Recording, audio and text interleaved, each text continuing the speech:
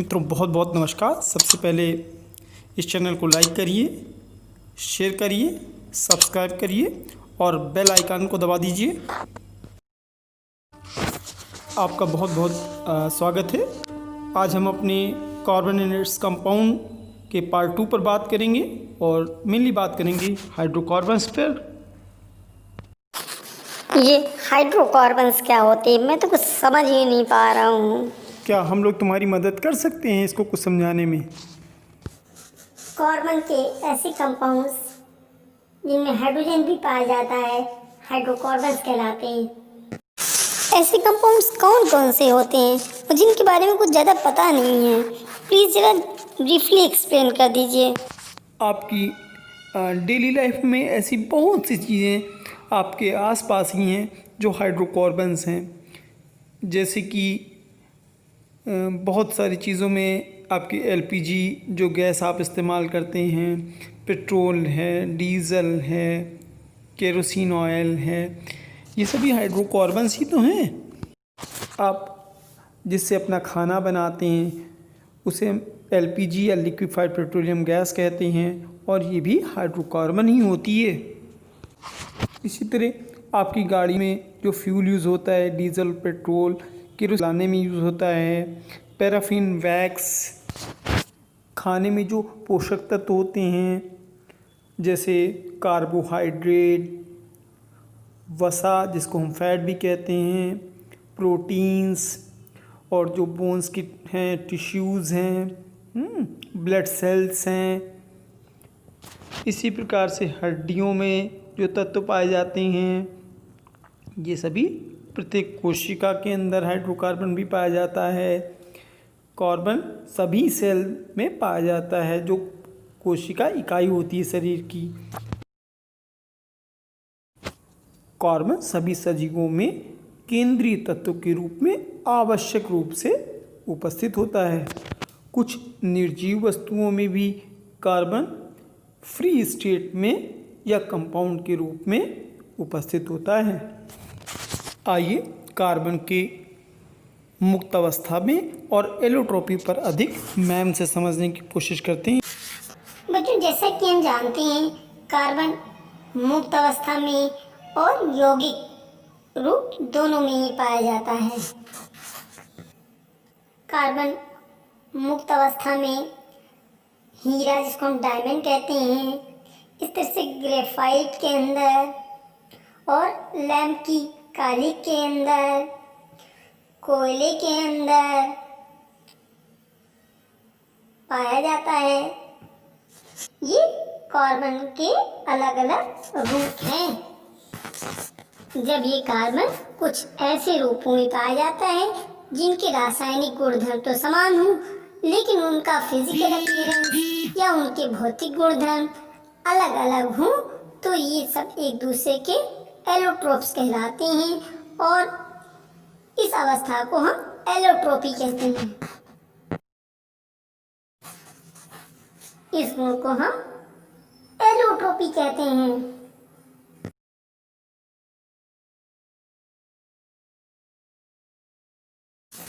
Diamond या हीरा बहुत ही कठोर और चमकीला होता है, जबकि कोयला, सूट जिसको हम काजल कहते हैं और ग्रेफाइट ये सब काले तो होते हैं लेकिन इनके फिजिकल अपीयरेंस अलग अलग होते हैं। तो आओ हम कार्बन के एलोट्रोप्स पे ज़्यादा बातें करते हैं। कार्बन को भी क्रिस्टलीन और एमॉर्फस दो तरीके से कैटेगराइज किया जा सकता है। अब क्रिस्टलीन भी डायमंड और ग्रेफाइट फॉर्म में पाया जाता है। आइए बात करते हैं non crystalline allotropes of carbon के बारे में।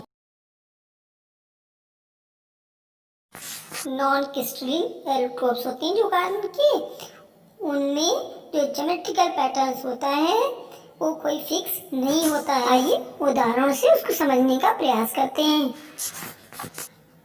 वुड चारकोल की बात करते हैं। ये लकड़ी को ऑक्सीजन की लिमिटेड सप्लाई में दहन करने पर प्राप्त होता है, इसलिए इसको डिस्ट्रक्टिव डिस्टिलेशन भी कहते हैं। इसका प्रयोग ईंधन और पानी को साफ करने में किया जाता है।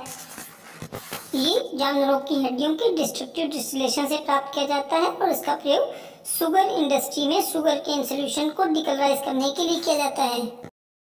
आइए बात करते हैं शुगर चारकोल की। तो sugar charcoal amorphous allotrope of carbon है जो कंसंट्रेटेड सल्फ्यूरिक एसिड की शुगर पर रिएक्शन से प्राप्त किया जाता है। इसे हम कैरामेल भी कहते हैं।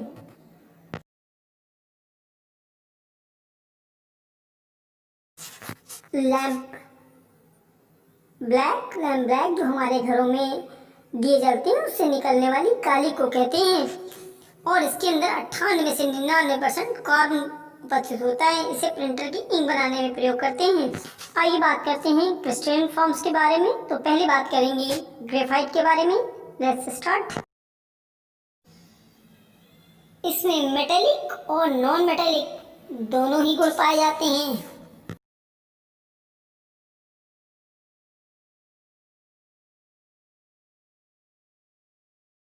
ग्रेफाइट सॉफ्ट होता है, ब्लैक कलर का होता है, मेटालिक मिनरल कंपाउंड है कार्बन का, ये नॉन टॉक्सिक होता है और जिस सरफेस पर रगड़ा जाएगा उस पर आसानी से चिपक जाता है।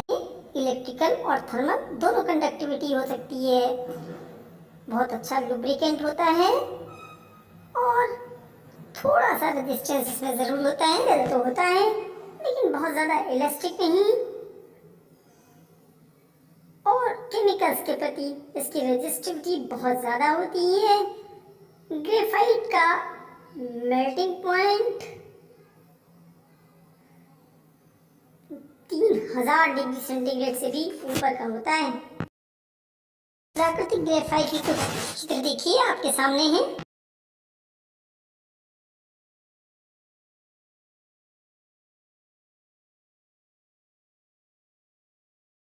डेली लाइफ में इसको कहाँ यूज करते हैं, आइए देखते हैं। अधिकतर प्रयोग लुब्रिकेंट्स बनाने में, स्टील बनाने में, कार्बन इलेक्ट्रोड्स बनाने में, अपनी पेंसिलें बनाने में और फाउंड्रीज बनाने में इसका प्रयोग किया जाता है। इसका प्रयोग पेंट बनाने में, कार के ब्रेक्स और क्लचेस बनाने में, प्रिंटिंग इलेक्ट्रोड्स बनाने में, पेंसिलों की मैन्युफैक्चरिंग में और बहुत जगह इसका प्रयोग किया जाता है। जैसे जैसे टेक्नोलॉजी बढ़ रही है ग्रेफाइट की उपयोगिता भी बढ़ती चली जा रही है।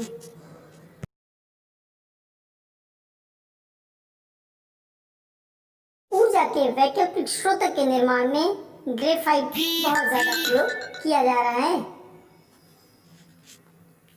ये एक जरूरी मेटल है जिसका प्रयोग व्हीकल्स बनाने में, उसकी लिथियम आयन बैटरी बनाने में प्रयोग किया जा रहा है। बात करते हैं ग्रेफाइट दिखता कैसे है और ये कैसे निकाला जाता है।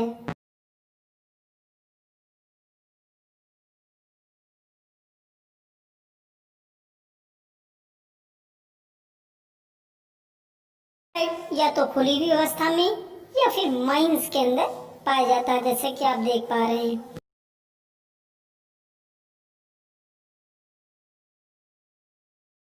दो तरीके हैं जिससे माइन से ग्रेफाइट निकाला जाता है।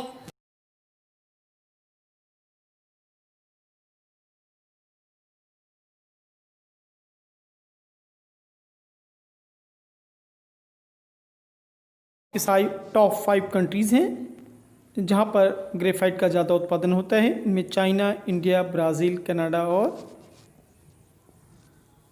मोजाम्बिक हैं।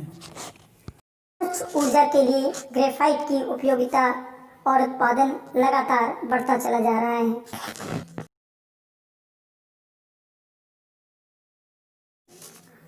अरे ग्रेफाइट की उपयोगिता के बारे में तो कुछ बताने को छूट ही गया, और वो है इसकी ग्रेफीन, जो एक बाल के व्यास से 10 लाख गुना कम और स्टील से 200 गुना ज्यादा मजबूत होती है।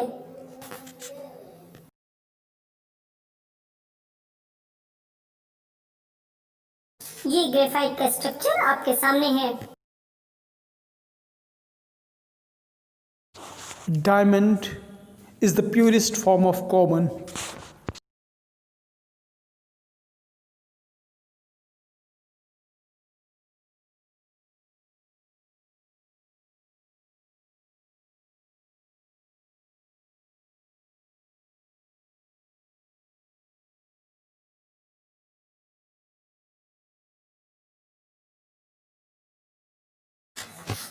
जहाँ पर ग्रेफाइट बहुत ही सॉफ्ट होते हैं, वहीं पर डायमंड सबसे हार्डेस्ट सब्सटेंस में से एक है।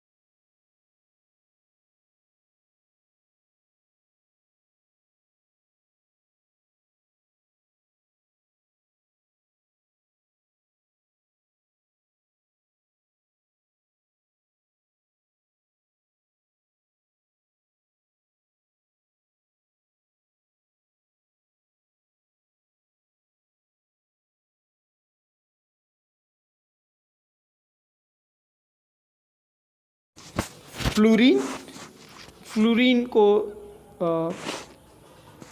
1985 में सबसे पहली बार सिंथेसाइज किया गया था by heating graphite to a very high temperature, so that's why it is known as fluorine.